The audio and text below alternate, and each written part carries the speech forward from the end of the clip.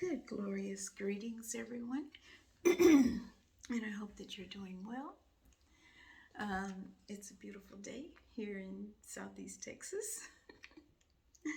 um, so much. The weather has been changing here as everywhere, but it's been just really flip flopping, and it's really getting to me because I like to get into a routine, and I'm not able to get into my routine. So I like to do my bike rides in the morning. And the mornings have been sometimes cold. Really, it'll be like, well, for me it's cold, 57 degrees or something like that. And then, and cloudy or raining, in the mornings. So I'm thrown off kilter a little bit. So I decided to do a video for you guys today regarding diet and exercise. uh, what did you expect? Anyway, I'm going to jump right in. There are a few points that I wanted to make in particular regarding how we exercise. And sometimes what we don't know can eventually hurt us or cause us to hurt ourselves or make us uncomfortable in our bodies. So one of the first things I want to pick on is when and how to do your exercise. So for me, of course, most of you know that I like to ride my bike. And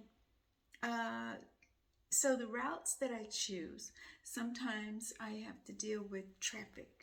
And of course, you know what that means. If I'm going to have to get onto the main road with the cars, okay, then I am not only in a state of, I want to say a heightened state of paying attention to where I am. And that can bring on a little bit of stress in addition to the stress that I'm already putting on my body with the exercise itself. So if those of you who are avid bike riders find that you're taking on a little too much stress with your bike rides, okay, make sure that you're paying attention. And every now and then I catch myself, when I'm in those situations, I catch myself tensing up. I'm hanging on to the handlebars, and by the time I finish my ride, I really have to do some stretches to just kind of get myself calmed back down. Okay, so that's one thing. And then making sure that my bike is equipped and that I have my helmet on,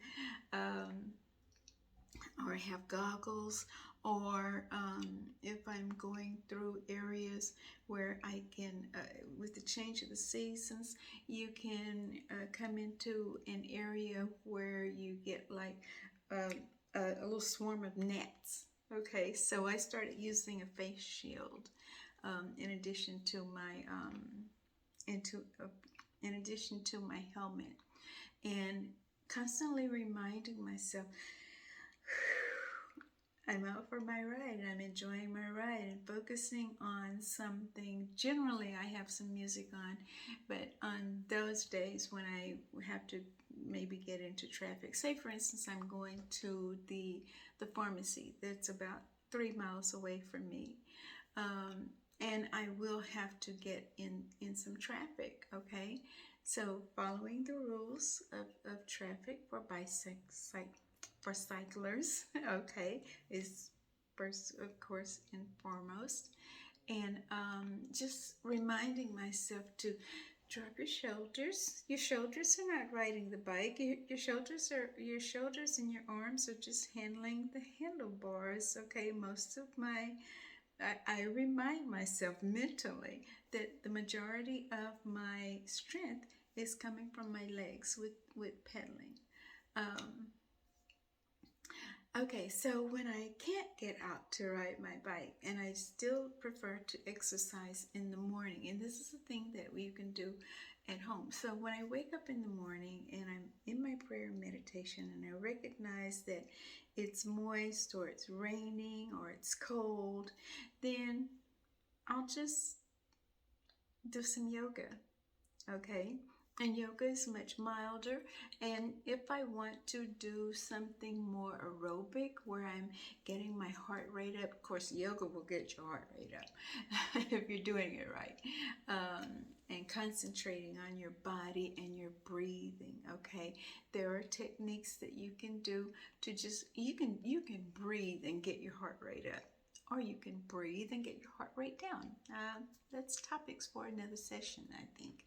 Anyway, so back to what I will do inside. Now we have a very spacious living quarters, and I also have a backyard that has a privacy fence.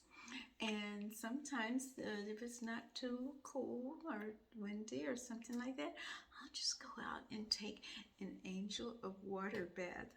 Of course, I still have on my clothes, okay? But I will walk around the lawn, okay, in my backyard. And that way I can get my heart rate up. Sometimes maybe I'll put on a YouTube video with something spiritual, and while I'm listening to that, I'll just be like, I'll have a chair and I'll get up and sit down and raise my arms up and down. So that gives me some aerobic activity. I also have stairs. Now, if you live in an apartment complex, there might be stairs. It's a good idea to walk up and down the stairs a couple of times, and raise your hands, raise your arms. There's also twists and things that you can do. So sometimes when I haven't exercised, maybe in 2 days, by that evening of the second day, my body is telling me, okay, honey, you gotta move, okay? And so I might do just some chair exercises in the house, just because if I don't move this body doesn't move too much of anything. And herein lies things like constipation. That's no good, because when I'm exercising also, it causes me to realize that I'm thirsty, and so I want some water. Okay, so I'll increase my water intake. So there's a couple of other things that I wanted to mention. I generally exercise. If I'm exercising in the morning, then I'm exercising before I eat, okay? And I'm waiting 30 minutes after my exercise routine before I eat, all right? This works best for me, but then I found an article that said that you should not eat 30 minutes before you exercise, and you should wait 30 minutes after your exercise. Now, I learned this a few years ago when working with people with diabetes, because you can check your blood sugar before and after exercise.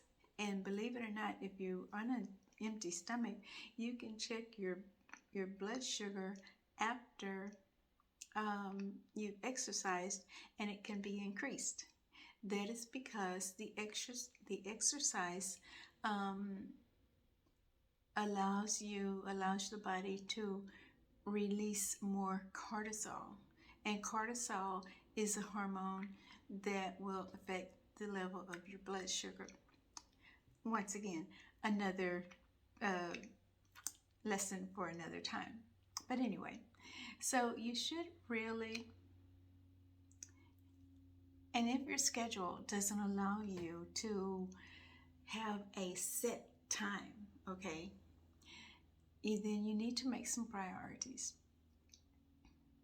So if you say, for instance, you're going to the gym after work, and you're hungry because you skipped lunch. Well, you want to eat your meal after you have worked out. If you need a small meal or a small snack just to get you through your workout, then wait 30 minutes after you've had that snack or that small meal, and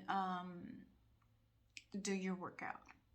And same with eating after your workout, 30 minutes, either 30 minutes before your workout or 30 minutes after your workout. That gives your body time to reset to where it's going. Okay, so the bodies are wonderful, wonderful machines. I can remember when we had an old car, and sometimes we would get in the car, and it was an old car, and sometimes it would be a cold day. But Mother would have us sitting there in that cold car while it warmed up. The car needed to warm up before she would put it into gear and begin to drive it. Okay, so if an automobile needed to have some time to get into gear, to get it to shift the gears, okay, then how much more are you going to put that time into your body? I'm just going to put that out there that way. So, when and how to exercise. Okay, I think that's about enough of that. That's the major point that I wanted to do, because some of us don't get to exercise in the morning. And there were times when I was working that I didn't have that timeline, okay? I was getting up, getting kids to school, getting, all the things that we had to do, and then getting to work. Eek.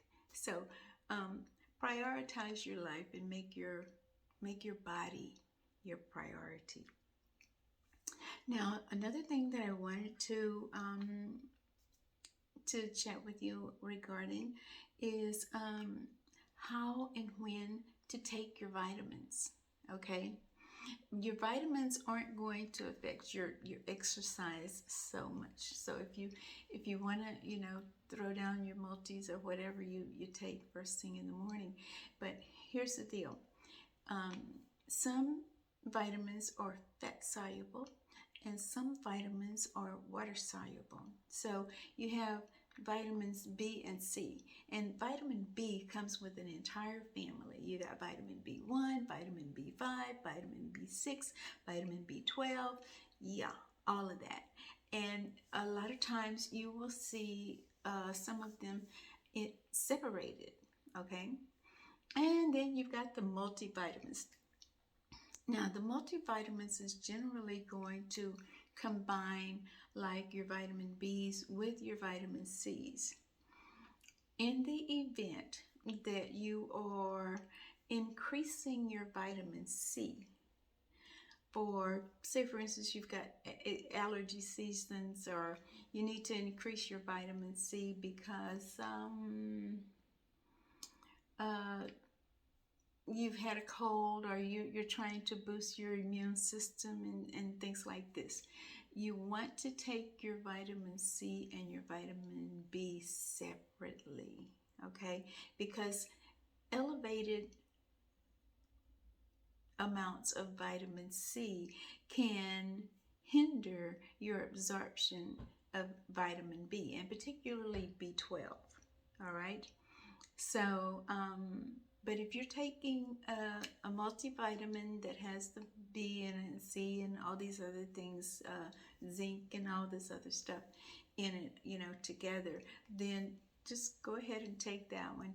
And if you need extra C, if you're fighting some immune support stuff, then, take your vitamin C, your zinc, or whatever else you're going to do there, about half an hour to an hour after you have taken the vitamin B component, or additional C after you have taken your multivitamin, so that way your body gets the best level of absorption.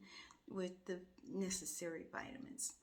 Now, vitamins A, D, E, and K are fat soluble vitamins. So those would be best taken with a meal, or maybe immediately after your meal, um, where you might have some fat. Say, for instance, you're going to have some toast for breakfast, okay? And so you're going to put some butter on the toast. Well, that's your fat, okay? And so these are more readily absorbed because they're fat soluble. Now, morning time is the best time to take all of your vitamins because your body has time throughout the day to process them, okay, and to absorb them, as opposed to taking them at night or in the evening, which might hamper your ability to sleep. So uh, that's a caveat there. So that's important. So sometimes what you don't know can alter the benefits that you're trying to gain, either from your exercise or from your diet, or from your diet supplements. Okay, and so read your labels and follow the recommendations as best you can. And if you are under the therapy of a medical practitioner, a doctor, okay, ask questions. Good luck with getting some answers regarding diet and nutrition from regular doctors, but ask some questions. I remember when my friend was in the hospital with COVID, and I says, "Are they giving you vitamin D?" And she says, "I don't know." And I said, "Well, ask your doctor." And so she asked the doctor, and I got a response from her a few days later. I says, "Did you ask about the vitamin D?" And she says, "Yeah, he said no, they weren't giving me any." And I asked him, did he think I needed it? And he said, that might be a good idea. And I thought, okay. Sometimes, people have a lot of things on their minds, and they just, it's differences of opinions and everything. Okay. So that was pretty much the majority of what I wanted to tell you about the vitamins. Vitamin D is the sunshine vitamin. You get that from getting more sunshine exposure to your body. So, and it's not quite summer yet, but it's going to be time to take off some clothes in a little bit and get that body exposed to some sunlight. So, the vitamin D helps your liver to process the cholesterol that your body needs for other things. Okay, I'm going to challenge you people to Google it on some of these things. And if you have some questions and you want to go a little bit further and you want a little bit more information, give me a call. I'm a diet and lifestyle counselor, and I really, really love what I do. And you're coming up on May 1st, and I can squeeze in a couple more consultations. So this is time to get your free stuff. Anyway, I think that's about all for today. You have a glorious day, and be careful with your exercise and your supplementation routines. Pay attention to what you're doing and treat your body well. Have a glorious day.